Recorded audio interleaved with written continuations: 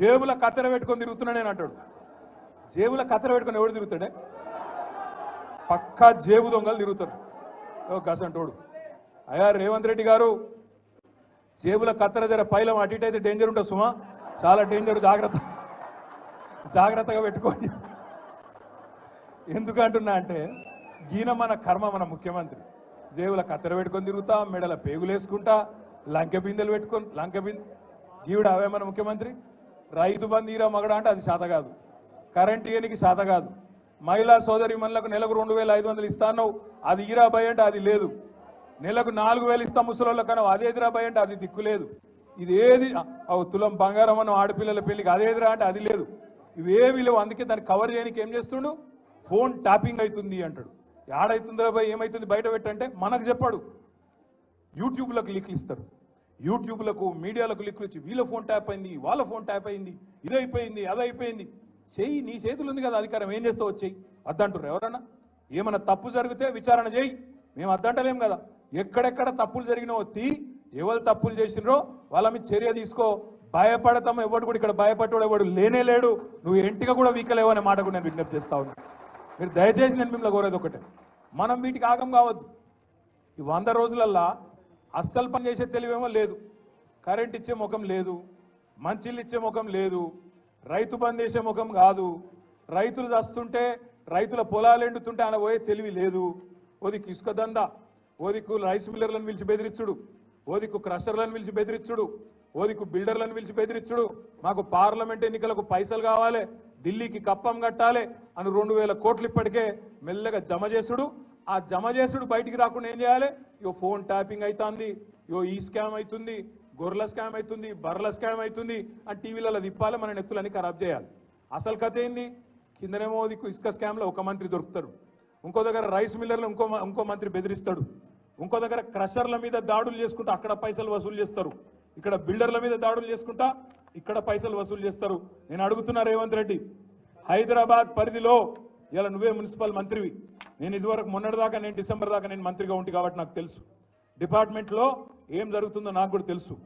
ఇవాళ నేను అడుగుతున్నా, గత 3 నెలలుగా హైదరాబాద్లో బిల్డింగ్ పర్మిషన్లు ఎందుకు వస్తలేవు, ఏ కారణం చేత బంద్ పెట్టినావు, బిల్డర్లను పిలిచి బెదిరించి మీరు పైసలు కడితేనే పర్మిషన్ ఇస్తా అంటున్న మాట వాస్తవం కాదా?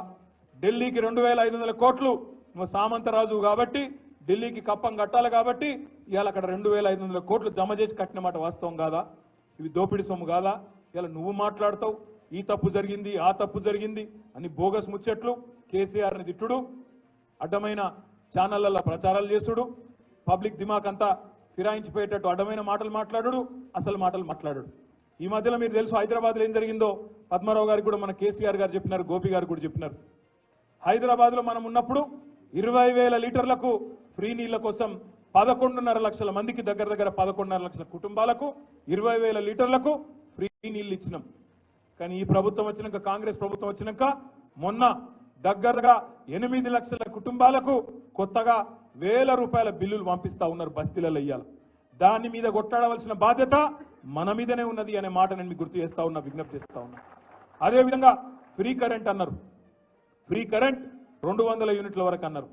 మరి ఈరోజు ఏమైతుంది, ఇళ్లల్లా కిరాయినోళ్ళకేమో వర్తించది, ఓనర్కు మాత్రమే ఇస్తాం అని చెప్పి ఇలా కిరాయినోళ్లకు ఇవ్వకుండా అందరికి ఇస్తామని మొదలు చెప్పిండ్రు.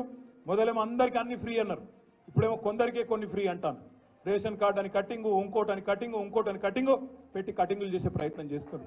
దీని మీద కూడా అడ్డుకోవాల్సిన బాధ్యత, పోరాడవలసిన బాధ్యత, ప్రజలకు చెప్పవలసిన బాధ్యత మన మీదనే ఉన్నది. ఇవాళ కాంగ్రెస్ వాళ్ళు నమ్ముకున్నదేమో పచ్చి అబద్ధాల ప్రచారాలను, హైదరాబాద్లో ఉండే కొంతమంది టీవీ ఛానళ్లను అడ్డం పెట్టుకొని, యూట్యూబ్ ఛానళ్లను అడ్డం పెట్టుకొని దిమాగ్ ఖరాబ్ చేసే ప్రయత్నమేమో వాళ్ళు చేస్తాను. ఇక బీజేపీలకు తెలిసింది ఒకటే ఒక విద్య, రామ్ నామ్ జపనా పరాయం అల్ల అప్నా.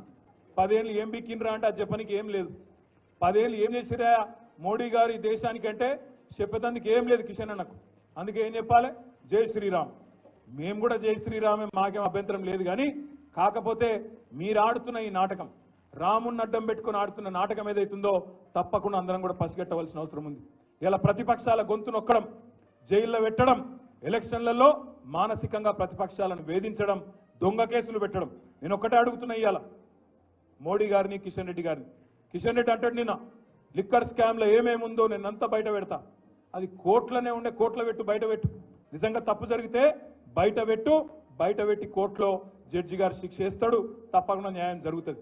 ఇష్టం వచ్చినట్టు బయట ఒర్లుడు, నోరు వారేసుకున్నాడు కాదు. 5 ఏళ్లు కేంద్ర మంత్రిగా సికింద్రాబాద్కి ఏం చెప్పినావో, ఏం చేసినావో ఇప్పటి వరకు చెప్పమని చెప్పి నేను అడుగుతా ఉన్నా. చెప్పి ఓటు అడుగుమని చెప్పి నేను కోరుతా ఉన్నా. పద్మారావు గారు ఇప్పుడే ఒక మాట అన్నారు, నేను రాబోయే 5 ఏళ్ల పాటు సికింద్రాబాద్ ఎంపీగా మీకు ఎల్లవేళలా ఎమ్మెల్యేగా ఎట్లా అందుబాటులో ఉన్నానో అట్లనే ఉంటా.